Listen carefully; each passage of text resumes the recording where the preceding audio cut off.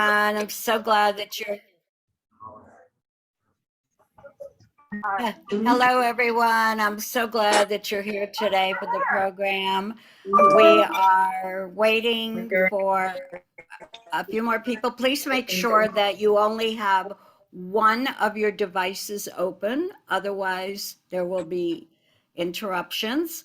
And we're thrilled to see over 30 or 40 or 50 of you here for this incredibly interesting new program. And I think I see a classroom.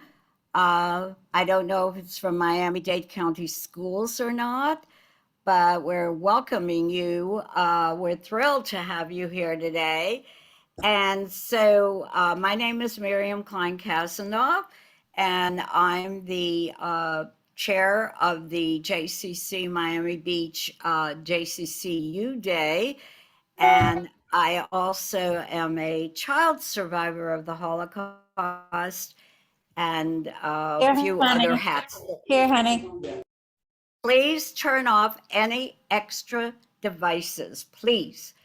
So with that, I would like to introduce you to Danny Reed, our Director of Cultural Arts at the Miami Beach JCC, and then he will turn it back to me, and I will introduce you to our wonderful guest presenters today. Danny.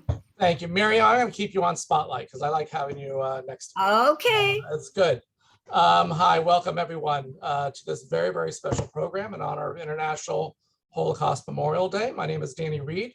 I am the Director of Cultural Arts and Adult Programming at the Miami Beach JCC, and it gives me great pleasure to welcome all of you here today for a very, very special program with 3G Miami.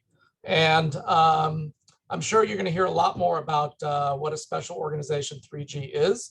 Today's program is part of our Wednesdays at the J special speaker series. One of our co-sponsors is Baptist Health. So I just wanted to mention that and welcome all of you. We have an exceptional panel here to be speaking with Dr. Miriam Kleinkazanov today. So again, I'll let them, as the program progresses, introduce themselves and what special people they are. But I do want to thank Stephanie Rosen and Julie Pereski, I hope I'm getting that pronunciation correct, from 3G Miami for really being the movers and the shakers and making sure that this program comes to fruition. So thank you all. And Miriam, why don't you let us begin? Yes, thank you. If you'll bring on the three panelists alongside me, that would be wonderful. So I'd like to highlight them and put me over to the side, Danny. I would like to introduce you to three outstanding young leaders in our community, and here they are. Look at that. We still need Jessica. There they are. Okay, everybody. So I'm going to let, first of all, each one of these adult grandchildren introduce themselves and tell us a little bit about who they are, the granddaughter or grandson of, and a little bit about who they're representing today of their grandparent and the organization that they are part of, which I will discuss in a few minutes. Our plan is that immediately after we meet these beautiful three adults, grandchildren, I will then ask each one of them a series of questions to get into a conversation. We will do that for about 30 to 40 minutes.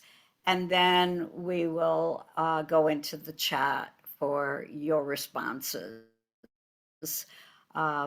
So first, let's start with Jessica. Please introduce yourself, Jessica Katz. Thank you. Thank you, everyone, for being here. My name is Jessica Katz. I am, as Miriam said, the granddaughter of two Holocaust survivors, Gisela and Jacob Katz.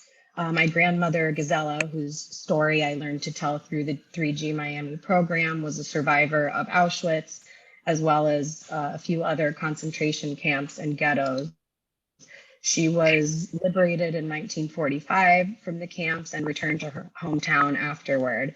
My grandparents ultimately made their way to the US and lived between Cleveland and Miami, and my grandmother lived till she was 93 years old. God bless her. I remember your grandmother. And I'm from Cleveland, Ohio as well. So we have that connection. Thank you.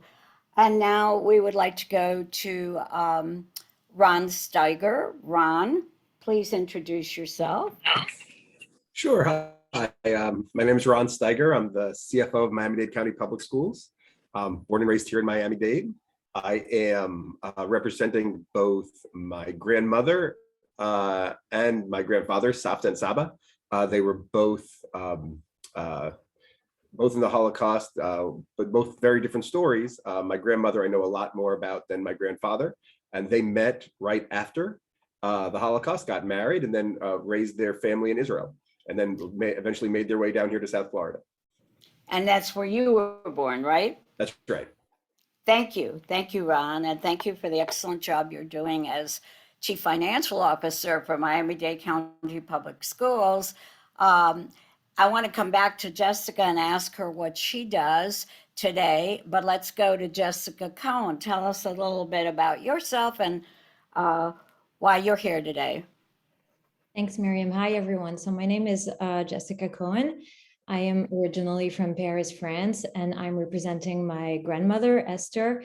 She was born in Germany and then moved to Paris with her family, where she was arrested during the largest roundup of Jews during the Holocaust in France.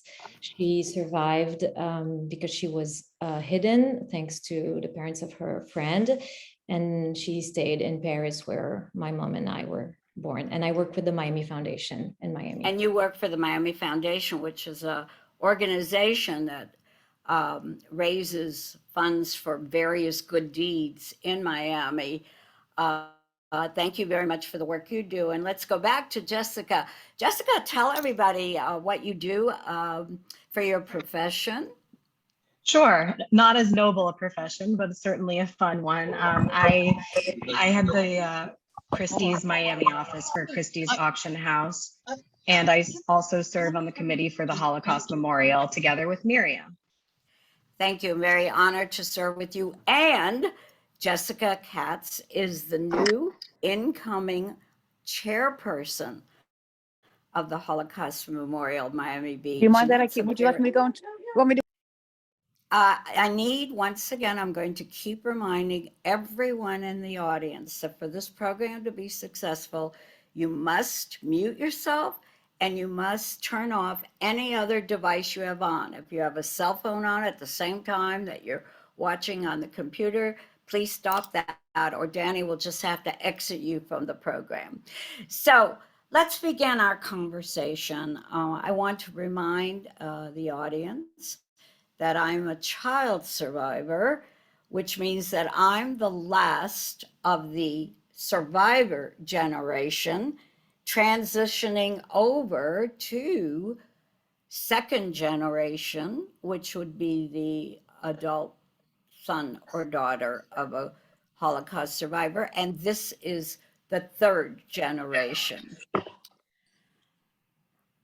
Jessica Katz, would you describe to us the moment that you realized that your beloved grandparent, Esther, was a Holocaust survivor? Well, I'm sorry, it was not Esther, or was it Esther? I thought I wrote down the right name. It was Giselle. I'm sorry. Not to Esther worry. was No, the that's other okay. Jessica. That your beloved grandmother and grandfather, Giselle and Jacob, that they were Holocaust. How old were you, and how did that happen? What was that moment like? Tell us. To be honest, I don't think that it was a specific moment. I think that the more I made friends as I was growing up and met their grandparents, I became more aware that my family was very different. I think it was more just a pervasive mentality among my grandparents that I didn't notice, particularly with friends who had American-born grandparents. It was this very much this sort of shtetl, old school mentality, no waste, very simple life. And it really just was sort of embedded in the way that our family behaved. And so I think that the older I got, the more aware I became that we were different. And eventually, when I was probably a teenager, I realized why. And what exactly then did you decide to do with that knowledge as far as the way you led your life and going into the profession maybe, or even getting involved at the memorial? Sure. I mean, I think there are several sort of moments that made a big difference for me. I think watching my grandmother's video testimony was really a strong moment for me. I went on an adult March of the Living trip with my dad that was very formative. I lived in New York for a long time and I moved back to Miami about 10 years ago. At that point, I became interested in the memorial, and the more I got to know the people on the committee and the survivors and the educational programs associated with the memorial, the more I kind of realized that I couldn't escape this being a huge part of my life. And I feel like every year I become more and more involved. So, I think it's, in a way, it's a burden, but it's also a blessing. And it's something that we really have to be doing. It's our responsibility. Thank you. Beautiful. Ron, how old were you? Can you even remember that moment when you went, oh my gosh, my grandparents are survivors of the Holocaust, and how that impacted you? Yeah, no, I got to, I can't. So for me, it's been a part of my entire life. So my father was born in a displaced persons camp outside of Dachau. And, so knowing he was born in Germany, knowing for a fact that from the youngest age that my grandmother and grandfather were both part of the Holocaust, I can't remember a time not knowing it. But what's interesting is that I don't think I necessarily knowing it and feeling it and processing it, I think, are two different things. And I don't think I've fully processed it and really felt it until going through 3G.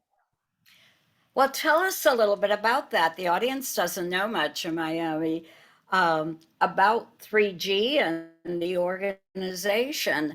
How did you hear about it? And how has it affected you now that you are in this group with others like yourself?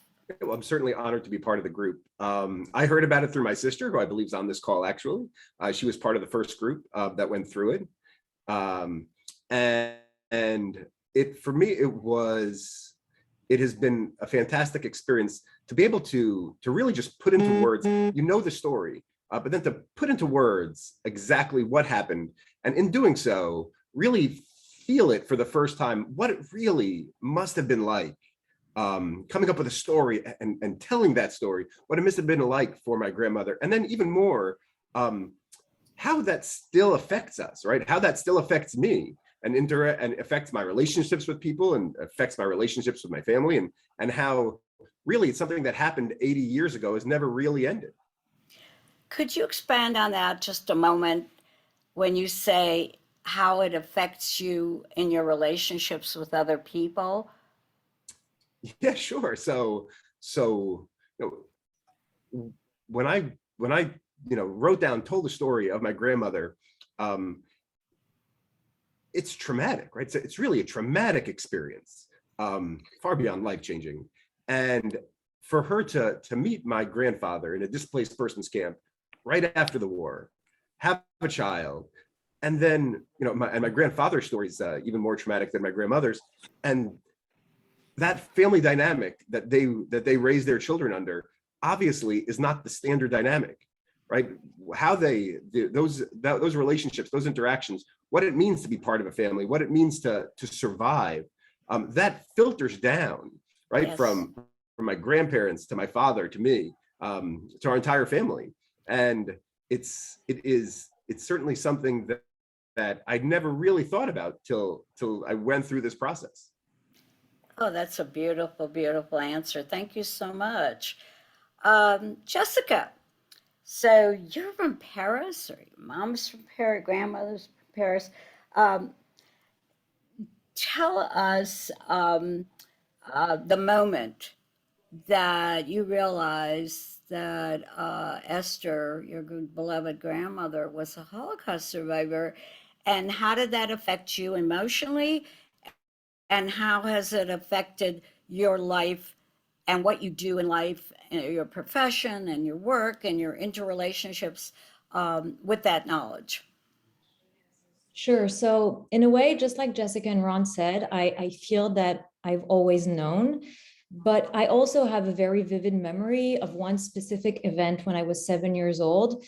We were having a presidential election in France, and in the school at recess between 7-year-old schoolmates, we were talking about who our parents were voting for, and there were only two names that kept coming back. And so in our 7-year-old minds, we only thought that there were two candidates. And one day my best friend gave me the name of who her parents were voting for, and it was a name I had never heard.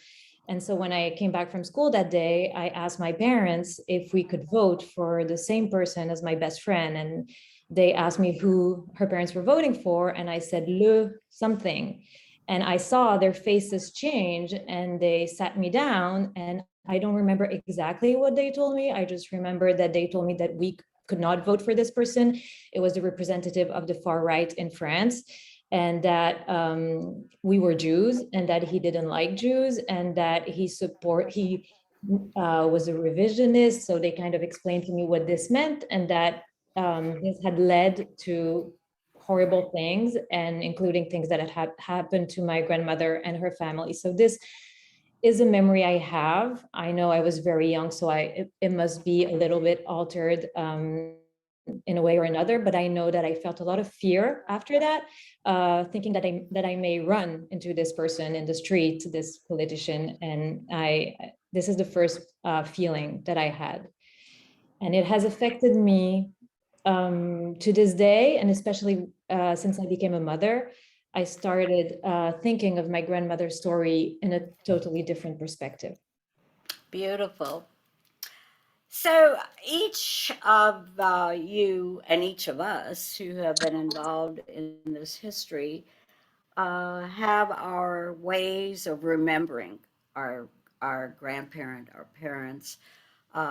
For me, I don't do any Zoom program without wearing this necklace. I don't know if everyone can see it. My mother schlepped this, as we say in Yiddish, from Europe. She grabbed it, stuck it in her purse while we were hiding and running. And I wear it very close to my heart.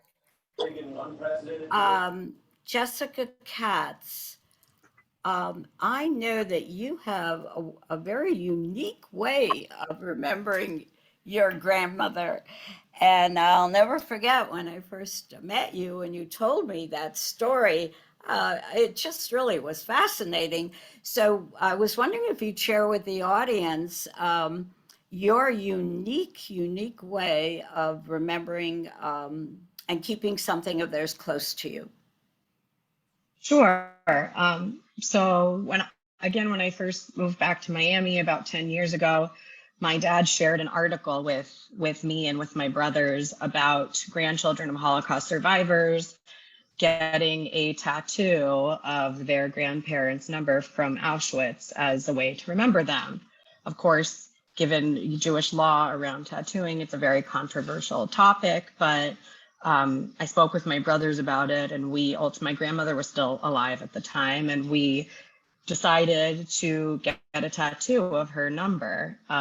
We never told my grandmother. She was very religious, and she probably would have been horrified and not understood the intention behind it. But I think we all have a lot of regrets about not speaking to her more, about her story. She wasn't really willing to speak about it, but we all kind of, I think, feel we should have pushed her more. My brother's an incredible writer, and I know he could have memorialized her story in an incredible way. But I think for us, that's really how we honor her and remember the struggle that she went through to, get us to where we are today. So you have her tattoo on your I body. do.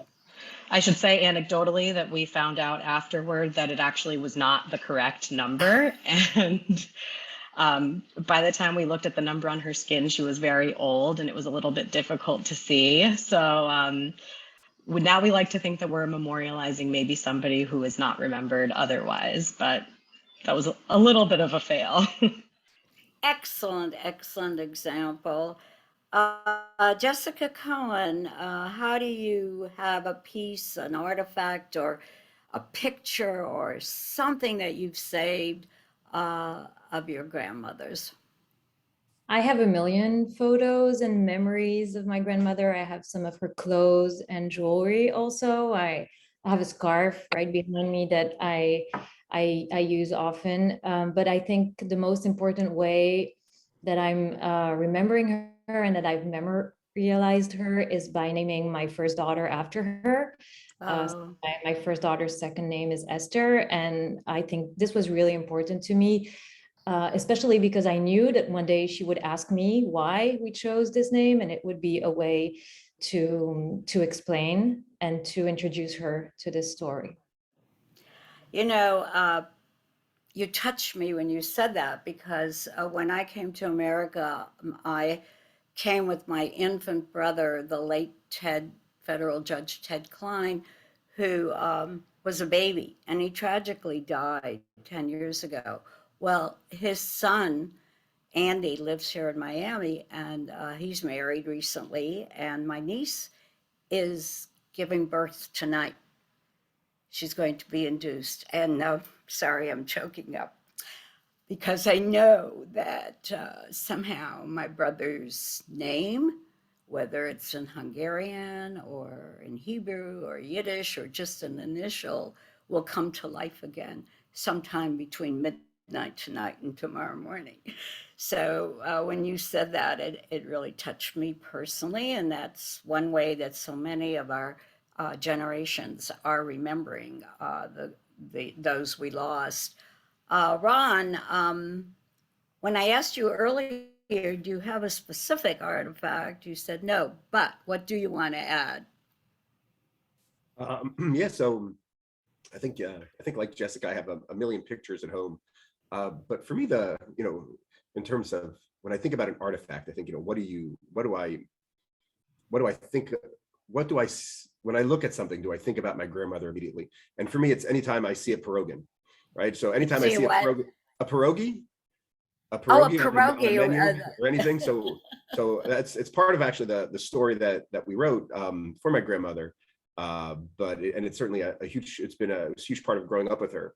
But for me, anytime I see a pierogi on a menu or in a store, I never order it because it's never going to taste as good as my grandmother's. But it makes me think of her every time. Oh, that's wonderful. So let's go to 3G Miami. When Julie Presky and Stephanie Rosen first came to me with this idea, and they said, Miriam, we want to start this organization. And I said, what a great idea. I'm in. You just tell me what you want me to do. And it seemed that what they really wanted me to do the most was to find an entree for all of you to be able to tell your story in Miami-Dade County public school classrooms. And I'm proud to say that I made sure that happened and is happening. I don't know which of the three of you have had that experience yet. Have either of the three of you yet spoken in any of the classrooms or to the teachers in our public schools or in our private schools? I spoke once through Zoom. So Jessica, tell me, what were you surprised about when you did that? And the surprise could be what you discovered about yourself and or what you discovered about the students or the teacher that asked you. What surprised you the most? What did you learn from that experience? I think I was surprised by how the teacher was involved and interested, and how much energy she put into organizing this with Deborah and I, who, when we made this talk, it was through Zoom, so the interaction is never the same, especially with a classroom, but there were a lot of questions and the students showed interest. And I also feel it was the first time that I told my grandmother's story outside of a small group of people. And I found that it was surprisingly easy, very moving and emotional, but easy because it's a story that is so important to me and that I now know so well, that it felt as if I were telling my own story in a way. And this surprised me a lot, especially because it was the first time. Do you want to do it again? Sure, absolutely. This is why I joined 3G. Jessica, the other Jessica, I don't know, have you spoken to one of our public school classrooms yet? I haven't had the guts yet, but I will, mark my words. Oh, they're easy. They really are. They're just so anxious to have you that you will love it. And the questions that they ask are just amazing. I'll never forget when I took David Schachter to Coral Gables High School once. He told them his emotional tale, and then someone in the audience raised their hand and said, well, why didn't you use your cell phone or your iPhone and call for help? So, you know, you never know the questions they're going to ask that make you realize they're from a whole different generation. Ron, have you done any speaking to any group or organization or classroom or anything yet? Well, I've spoken to many Miami-Dade Public Schools classrooms, but not about my grandmother's story just yet. I've invited a couple of times, but we haven't been able to make the timing work. You've spoken to them about your role as the chief financial officer, is that it? About many things. I love reading Green Eggs and Ham to them every year. Coral Reef Senior High is listening. An entire class is here. Wonderful. All right, I have just a few more to ask you. What do you now wish that you would have asked your grandparent that you didn't? For example, in my case, people keep asking me when we were on the run and hiding on trains and off trains during the day, where did we sleep at night? And you want to know something? I have no idea. I wish I would have said to my parents, well, where do we sleep at night? Where do we eat dinner? Where do we get food? So let's start with Ron Steiger. What do you wish you would have asked your grandparent that you didn't get a chance to ask? You know, and there's so many holes in the story that we told, right? That just like you said, I would love to be able to ask her. There were 3 years there where, God, it just must have seemed like hell. Just living on your own in forests. Like, how do you make it? How do you do it? But at the same time, I'm not sure I'd want to ask her, right? Like, I'm not sure I'd want to.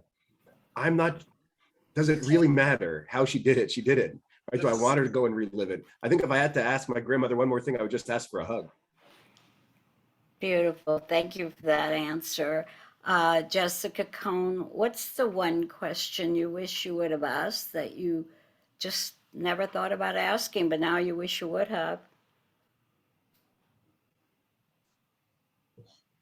I think there are many questions I wish I had asked because I also have a lot of holes in her story, but at the same time, I feel the answer, I don't know if I would have been strong enough to hear the answers, to be honest, to the questions that I didn't, because I asked her questions a couple of times only. I was very young. Thinking about it now, I have a lot of questions in mind, but I loved her so much that I feel it would have been too hard to hear the answers. I completely understand that. I understand that very well. Excuse me. Jessica Katz, that one question. Again, I don't know that it's really one question. It's interesting because Jessica and Ron and I were all in the same class for the 3G training. And I distinctly remember Ron saying, I think we all felt at the beginning saying, well, I don't really know very much about my grandparents' story. And then by the end, the stories that they told were so incredible, you would never have guessed that they started with very little source material. And in researching my grandmother's story, there were just a lot of gaps in the timeline, and that she was at several camps and I don't know when and where. So I think I would have asked her more details, though, again, to both of your points, she was so hesitant to talk about it. And once in a while I would ask her and she would just immediately avoid the subject. My biggest regret, honestly, was not speaking to my grandfather. He supposedly lived in the forest and was in the resistance, and that's literally all we know about where he was during the war. So that, I think, is actually my biggest regret, is not asking him more questions.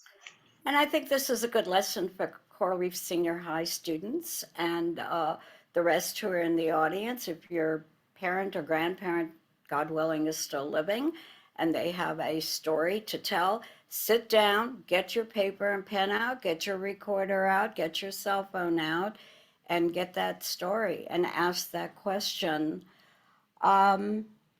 So this is a hard question also. I didn't prepare, by the way, the audience should know this is all spontaneous because we wanted the 3G group here to experience what it would be like to be in a classroom and not know what questions are going to be asked. What one saying or lesson or value did your grandparent always say to you that still rings in your ears? Like in mine, my mother spoke with a Hungarian accent. And whenever I was down, she would always say, Miriam, have hope. Always have hope, hope, hope. That was her mantra. And I hear it in my ears whenever I feel like there is no hope for something. So I'll give you a minute to think about that. And while you think about it, I want to explain to the audience that the 3G organization meets regularly, and what they do is they help each other in training in preparing their grandparents' story and how they're going to present it on request, whether it be to a church organization, a temple organization, a school, a club, and that's basically what they're doing. So back to the question, what's the one saying or lesson or value did your parent always say to you that still rings in your ear? And at this point, I think the chat would be a good idea for you in the audience to start putting your questions in the chat, because we are going to allow in about 2 or 3 minutes after the last question for you to speak directly and chat the questions.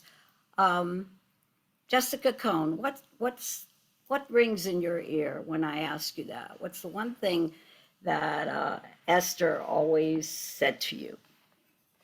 What value, what? I think the one thing I remember her saying often is not to avoid conflict and not to fight with the people I love, not with my mom, not with my friends, not with anyone in my family. I never saw her get into an argument with anyone. She was always very kind to people, including to strangers, and I never saw her get into an argument with my grandfather. And I remember her distinctly always appeasing us when there were conflicts, because there can be small conflicts in a family, and she was always appeasing and telling us not to get into arguments. She was all about peace. A peacekeeper. Ron, what's the one value or saying that rings in your ears?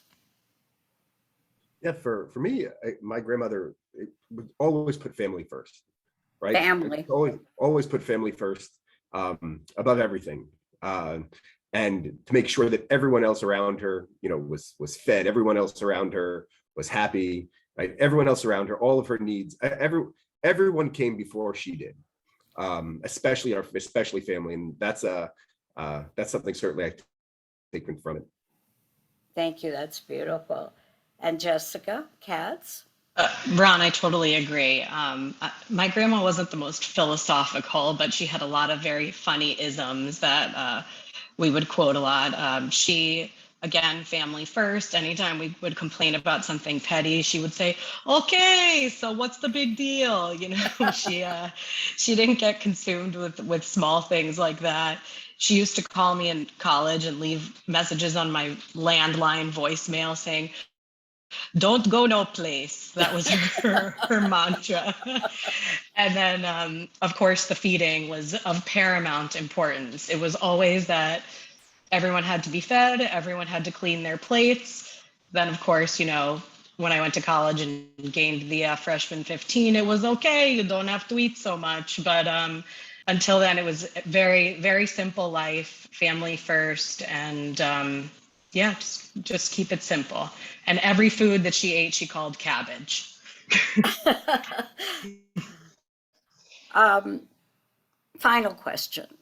If you're, is Esther still with us, Jessica Cohen? No. No, And unfortunately. are your grandparents still with us, Ron? No, neither of them. And I know yours aren't. So the question's relevant. Assume you can talk to them for 1 minute. I wish I could. What do you want to tell your grandparent about yourself right now? What do you want? I want to thank my parents for saving me. What do you want to tell them, Ron? That is a hard one.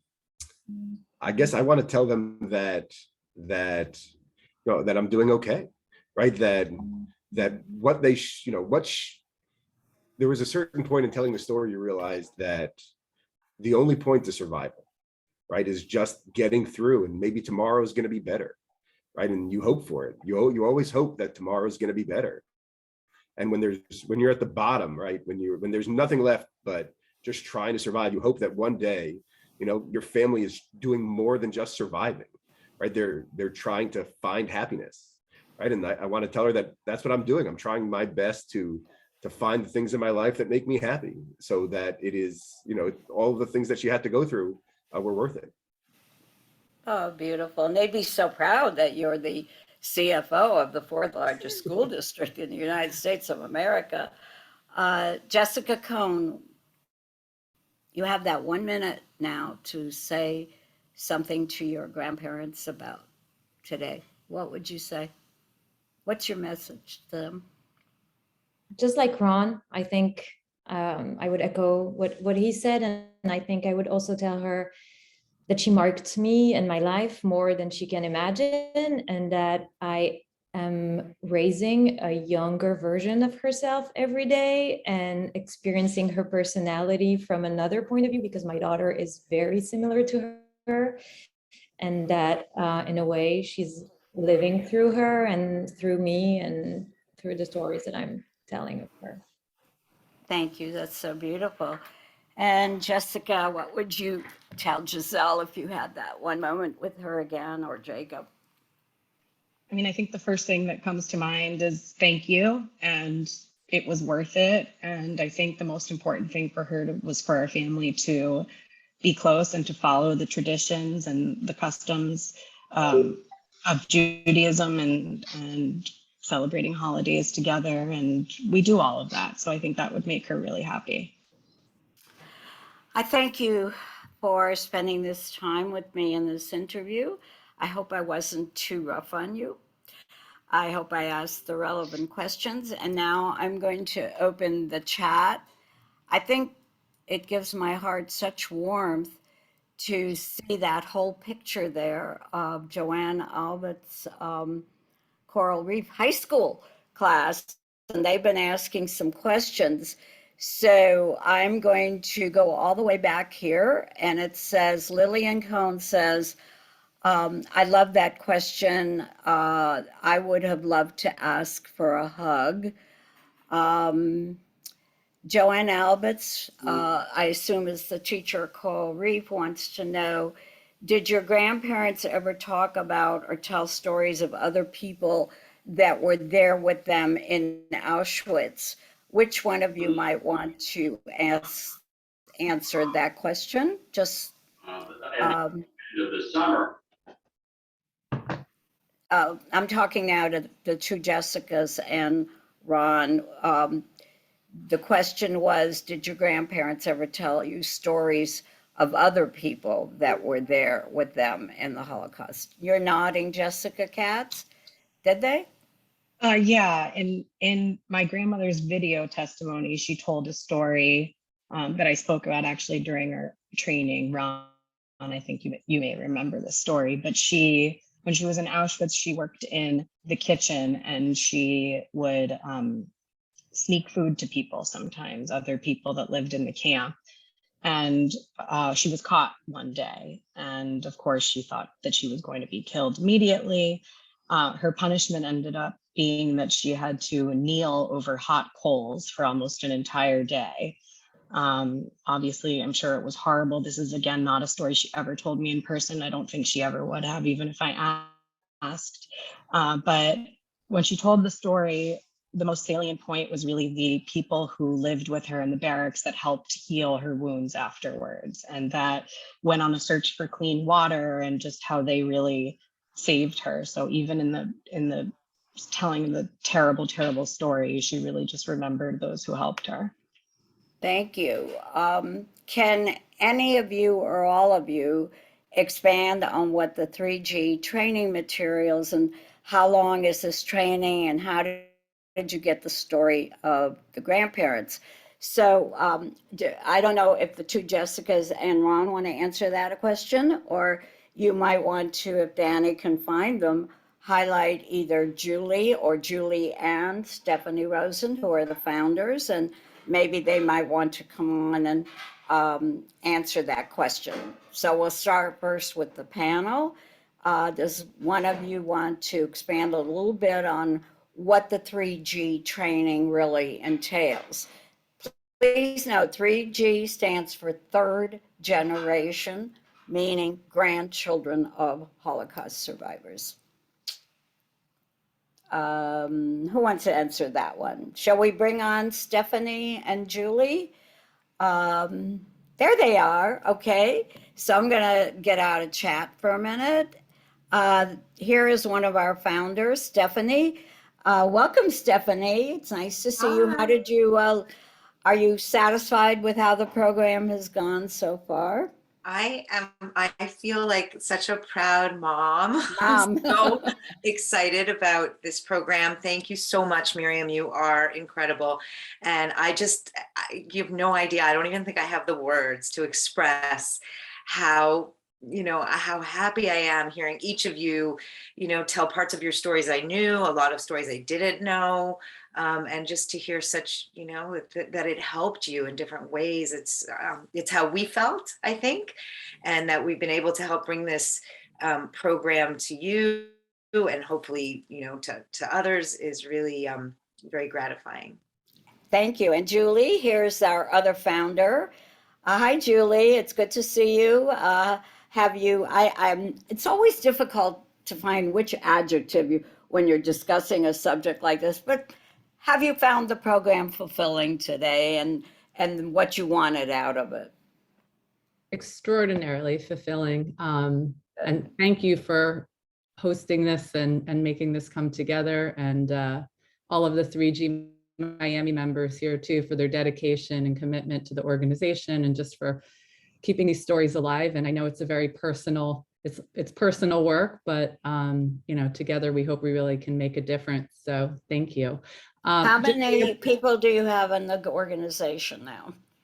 So right now we've run 2 training programs, and actually to answer your prior question as well, we usually convene a group of about 12 to 14 grandchildren of survivors, and it's a 4-part series done in 2 hours. But really a lot of the work is it's needed to be taken on by the 3G, but we have a wonderful facilitator who's from Facing History and ourselves, who leads a wonderful program in pulling together the information and helping individuals kind of organize all of the information that they have or some don't have, and hopefully connecting with students and really helping them make meaning and understanding and learn from lessons of the Holocaust. So right now, I think we have almost 40 members. We have a committee that's a bit smaller than that in terms of our engaged kind of working team. That's around 15 members right now, but we're growing. We have another class starting up in April. So we already have a number of people. We can share the materials if you know anyone, or if you're a grandchild of a survivor yourself and are interested. We're always looking for more engagement. And thank you. You know, Miriam, you've been so instrumental in helping us get off the ground, and we've just learned so much from you in this process. So, well, my other artifact, if you can all see it here, is the 3G group gave me this beautiful, beautiful bracelets memory, and I wear it all the time, as you can see. One of the questions in chat is, were your children, and stay on, Stephanie and Julie, were your children able to meet your grandparents, and how do they feel about all this now? You know, we're now moving into, oh my God, I feel like I'm some kind of an ancient person. We're moving into fourth generation. So who would like to answer that question? If your children got to meet your grandparents, and what do they think their role is? Are they getting involved? Are they interested? Ron, do you want to start with that one? Sure, yeah. So my kids did not. My kids, my grandmother and grandfather had both died before I had any children. Oh. But yeah, you know, how we talk to them is, it's really, we don't shy away from the fact that they're Holocaust survivors, and Holocaust is part of their past. But we also try to, you know, focus that that's not their whole story, right? Their whole story is them. It's what has been created, right, from their hard work of survival. My kids exist, right? Their fourth generation exists because of that, right? So even when times are worst, right, and things seem over, right, you get through that time, and then when you do, right, we can accomplish anything. So it is, we try to talk to we try to talk to my kids about our grandparents in terms of that they are real people, right? They're not some foreign something that had, like, and the Holocaust is very far away. The Holocaust was right here, right, with a real person who had real struggles, and because they got through those struggles, we're able to exist as a family today. Excellent. You know, you brought up something that we have to remind our children about, that had our parents and grandparents not done what they did, they would not be here today.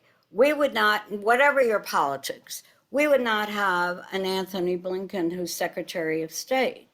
We would not have, I can't think of his name or pronounce it, but the man who discovered Pfizer. I mean, his mother was in Auschwitz, and she managed to escape being shot. And so therefore he was born. And I could go on and on and on. So what we really try to teach also is what could have been what we lost because of the hatred and anti-Semitism. And right now we're talking about the Jewish culture. There are other cultures who have suffered, who are still suffering, but our particular focus with 3G and with the study of the Holocaust, particularly with rising anti-Semitism, is about the Jewish culture that was exterminated and extinguished. The entire culture of Europe was exterminated and extinguished. And that's what we want to talk about, developing understanding for others and empathy. So let me go back to chat and see if there's a new question.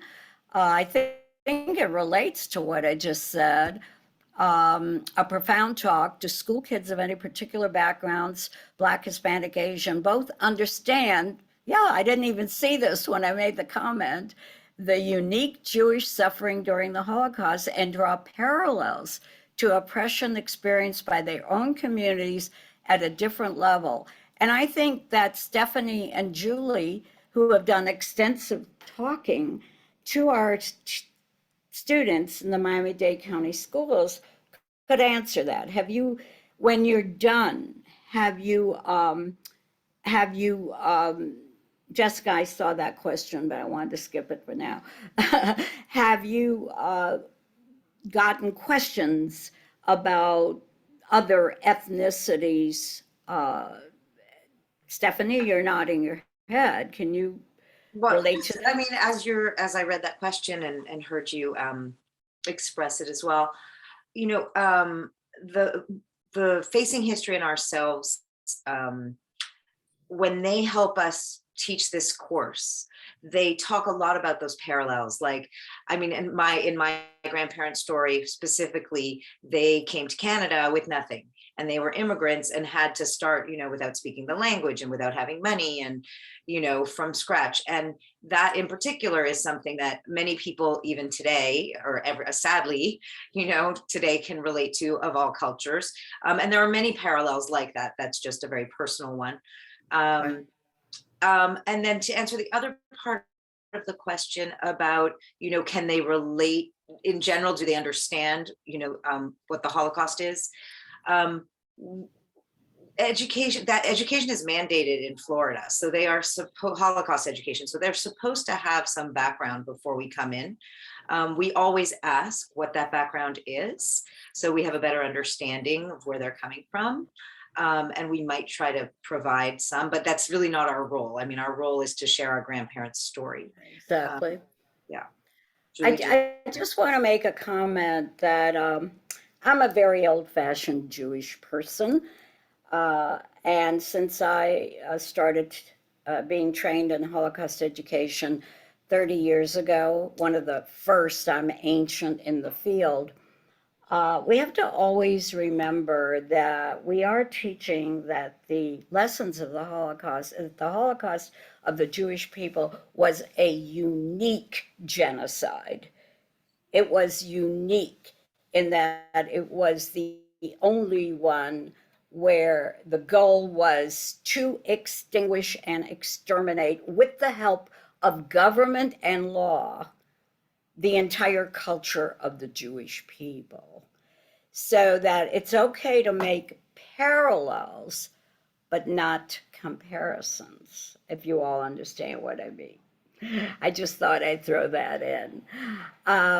So is there another question in the chat? Yeah, Jessica, you're right.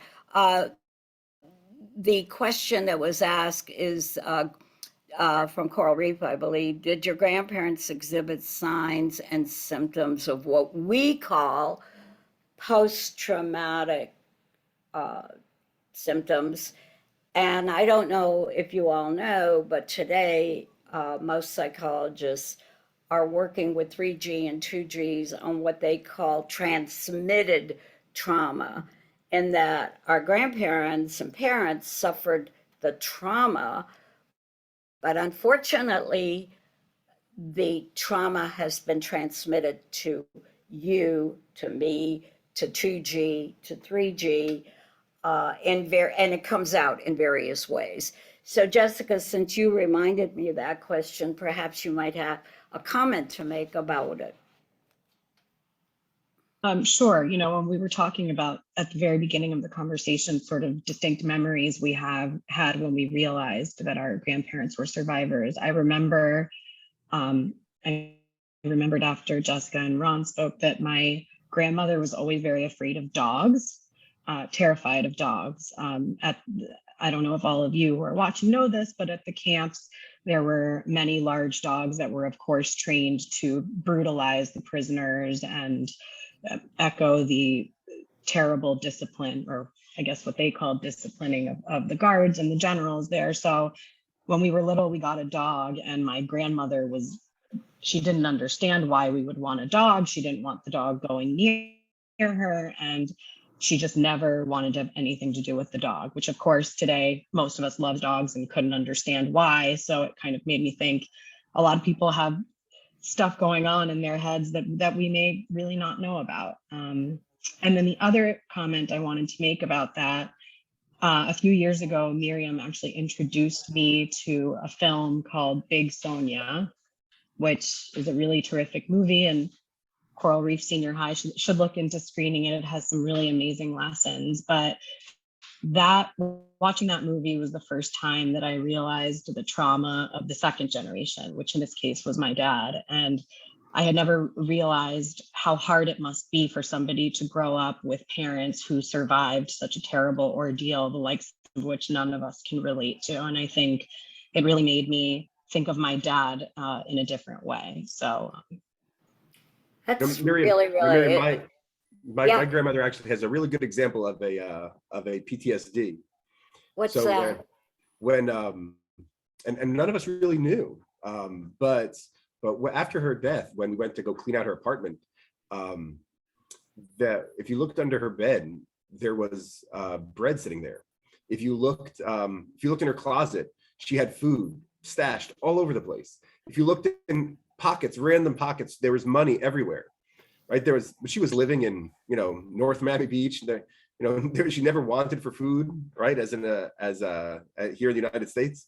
But she, 60, 70 years later, she couldn't escape it. It was this constant fear of hers that she didn't share with anyone, that there was going to be a moment, right, just a moment where snap and everything changes and you have to be ready, and there won't be food and there won't be money and there won't be anything and you'll be left alone. And 70 years later, it never went away.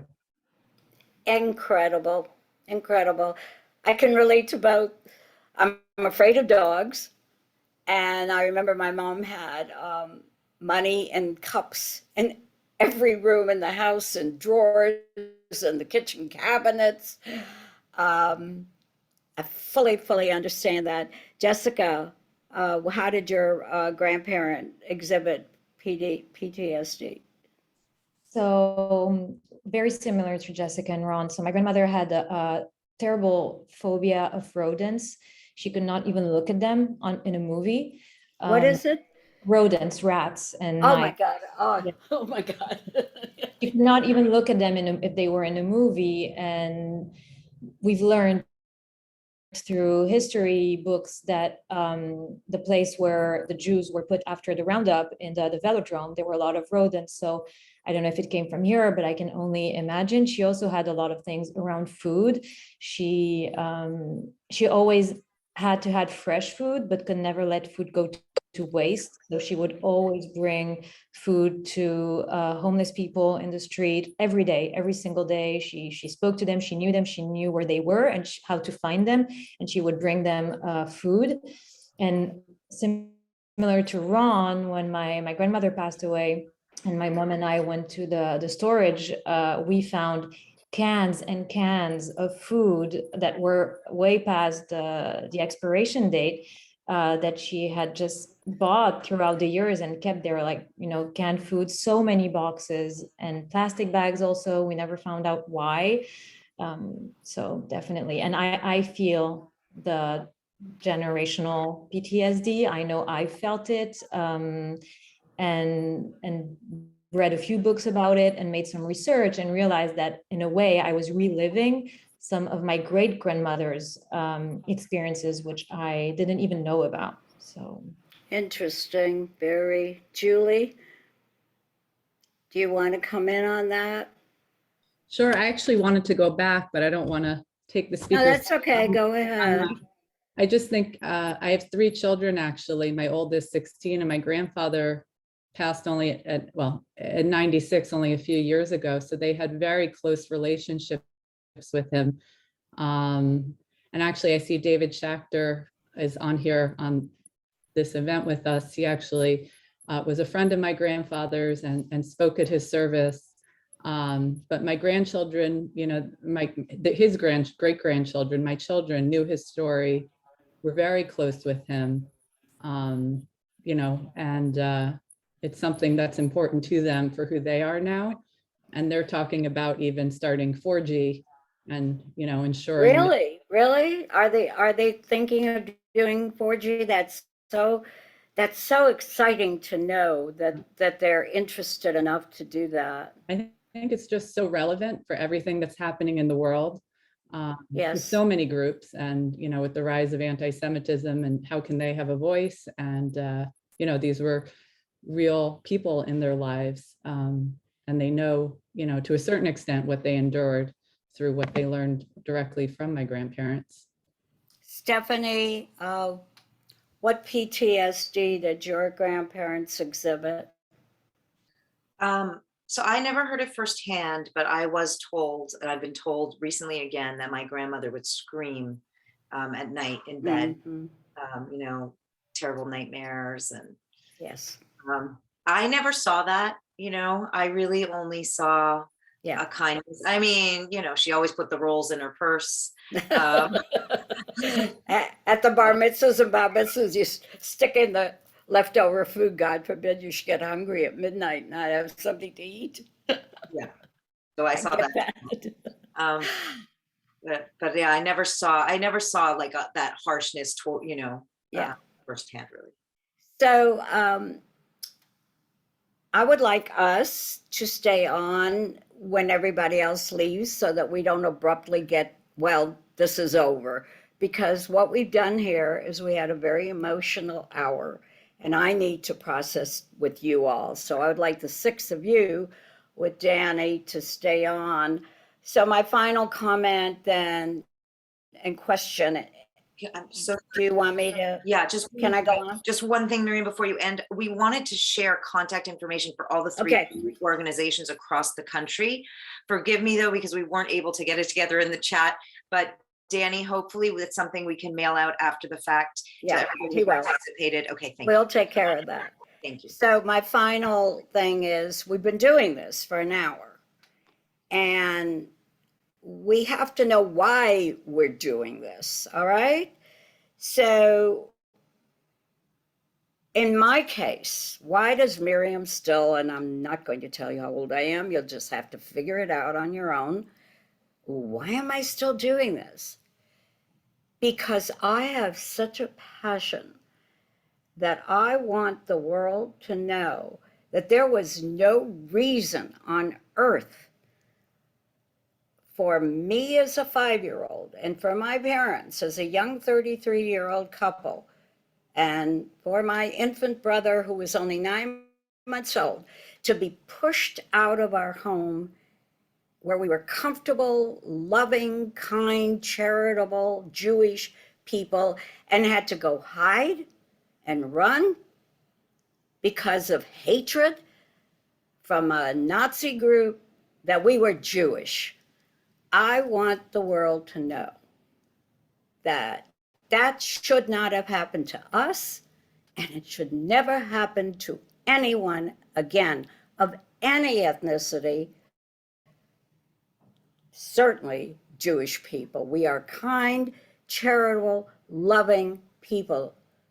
We don't tolerate hatred. We are going to be strong this time. We're going to fight it. We're not going to run.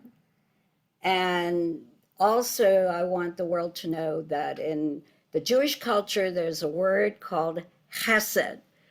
Chesed means kindness.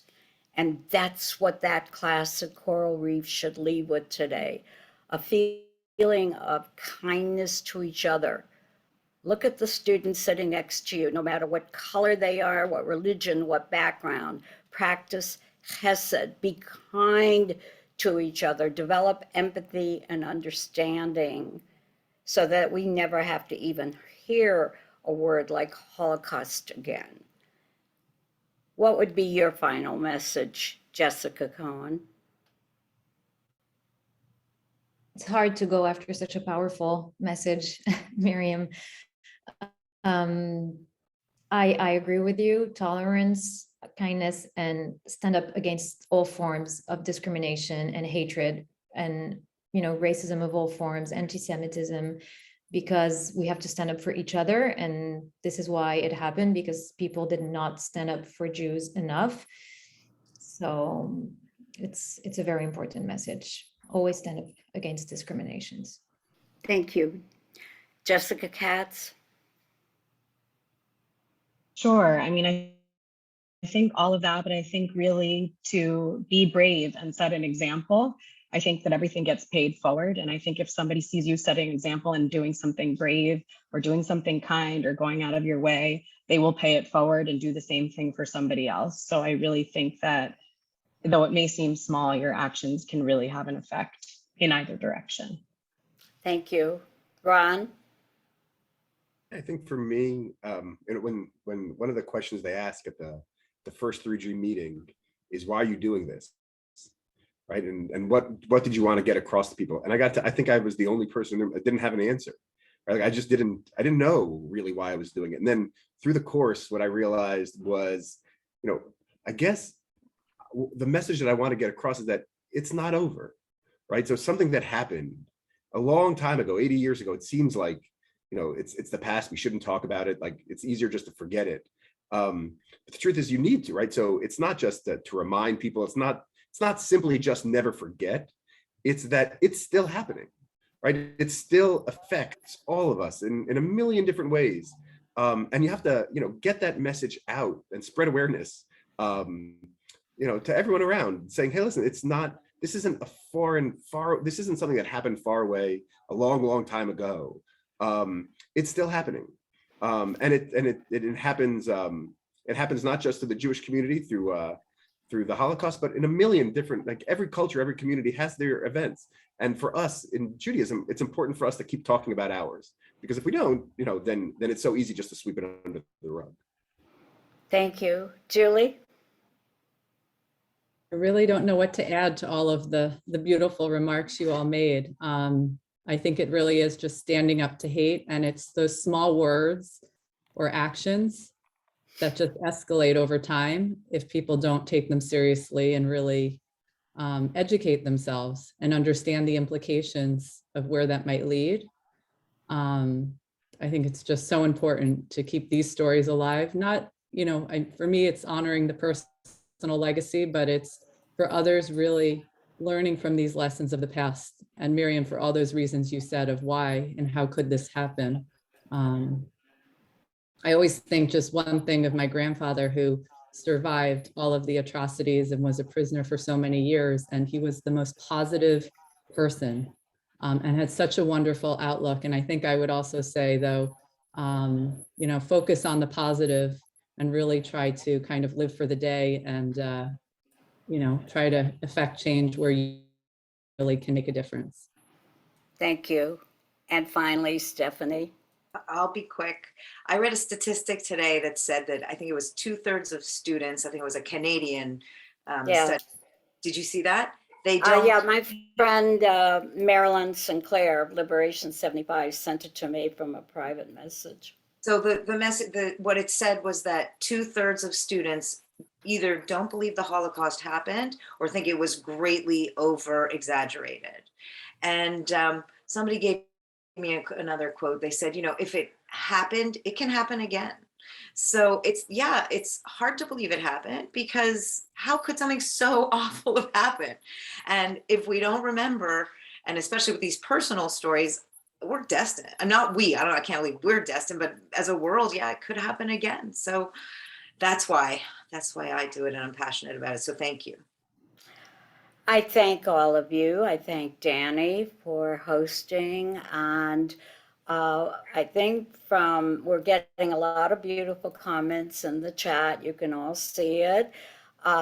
You can all stay on if you want, but I do ask my 6 people here to stay on with me so we can process down a little bit rather than, okay, the program's over. I always find that leaves me feeling a little bit without closure that I need. So I want to thank our audience for coming onto this program today. I hope that it was worth your time and that you got something very important out of it. And we want to thank the JCC on Miami Beach for hosting the program. And for the rest of us, maybe Danny has some comments, or Ron, Jessica, Julie, Stephanie, some of the chat that's coming in. Thank you for all that you keeping. Why don't we read some of those, because that's a nice thing to read. keep doing programs like this. Thank you all for keeping the stories alive. Thank you for sharing your stories and experience. Thank you for doing this important work. And students from Coral Reef have put in an amazing event. Congratulations, everyone. And Coral Reef, if you would like these people to come to your classroom, all you have to do is contact me, since you have my email, and I will pass on the invitation as coordinator for the Miami-Dade County Public Schools for Holocaust Education. Miriam, thank you so much. And I want to thank the 3G organization, Stephanie Rosen and Julie Pereski, once again for organizing this. We're so pleased that the Miami Beach JCC was able to be a part of this. I want to thank you for being a part of our Wednesdays at the JCC special speaker series. Special thank you to Jessica Katz and Jessica Cohen and Ron Steiger as well. You were very eloquent and very moving, and really, I think, put an emphasis on just how important the work that you do is for us and for the memories and the history, right? Let's remember we're dealing with testimony, but we're dealing with truth. We're dealing with historical truth and the lessons that this generation and the next generation can learn from the unprecedentedness of the Holocaust and the experiences that your grandparents went through. It's unparalleled and extremely important. So Jessica Katz and Ron, I encourage you to get to the classroom as soon as you can. So I want to thank everyone who joined us, and thank you Coral Reef High School and any other students that joined us as well, and everybody else. We will be sending out the information about other 3G groups to everyone. And I do, forgive me, but I do want to encourage you all next week. As I said, this is part of our special speaker series. And next week, we have a very special guest, Bea Hines, who was the first African-American journalist hired by the Miami Herald in 1970. And she's a columnist. If you read the Sunday paper, the Sunday Herald, she has a weekly column that's just all about community and spirituality. And Miriam, you used the word chesed earlier about the Jewish people. Well, Bea Hines, I think, is someone in our community that has spent her life reaching out and trying to help build a better South Florida and a better Miami and a better community. So if you want to hear from her, I encourage you to join us next week, same time at 12:30. Okay, thank you very much, Danny. Really appreciate it. Are there any more comments from our panelists or questions before we close out the program? I thoroughly enjoyed working with you and will continue to work with you, I hope, as long as I have the strength and stamina and spirit, which I hope will go on for quite a while. I know we have David Schachter, our beloved Holocaust survivor, on, and we want to send him our greetings and our love. And Karen Sepsenwald just posted amazing. And I do want to note, by the way, that we would never have met Stephanie and Julie had it not been for Karen Sepsenwald. I understand the way it went was that Stephanie contacted Karen and said, "Do you know Miriam Kleinkazanov? We would like to connect with her." And Karen said, "I sure do." So Karen connected me. Karen, do you want to come on and make some comments about the program today? I'm just thrilled to be able to be here and see this come to fruition. It's just, it's amazing to see an idea go from, that to, what we're seeing here today. So, I really am so impressed with what Stephanie and Julie have, been able to achieve in such a short period of time in creating 3G Miami. And, Miriam is, an incredible, we could go on and on about, her role in our community and how, important her work is. And it's just going to continue as we see through the generations. And that is a beautiful thing to see. So you. Um, Thank you. Thank you. yeah. I also see Gail Harris on here, who's such an advocate for Holocaust survivors and education. And I don't know if I should say this in public, and if I don't, I'll get in trouble. But she has just invited me to join her group called Panim, which discusses important, relevant topics in small groups. And Gail, wouldn't you think this would be a wonderful little presentation for the Panim group that I'd be very happy to coordinate and bring to the group? I see you're nodding. So, okay. All right. I'm glad that you're in approval of that. We have so many interesting people on from the community that I wanted to note as I try to hit a gallery view. I see, Ms. Albides, you still have your class there. Do you want to unmute and tell us how this program affected the students in your classroom at Coral Reef Senior High? Joanne, are you the teacher? Hi, yes, I am the teacher. I'm Ms. Albites, and I'm here with Ms. Dillon as well. Can you see her? And we have two combined classes right now, and it's just been really great for them to just, you know, be a part of this. Have you, Joanne, have you done a unit or study of the Holocaust? Do they know what this is all about, or are you now going to do that motivated by listening to this presentation? Both, actually, both. So we definitely try to get our teachers involved for the Holocaust Remembrance Week this week, and then at the beginning of the year and last year, we get teachers to definitely do some activities to get the students involved with history and language arts.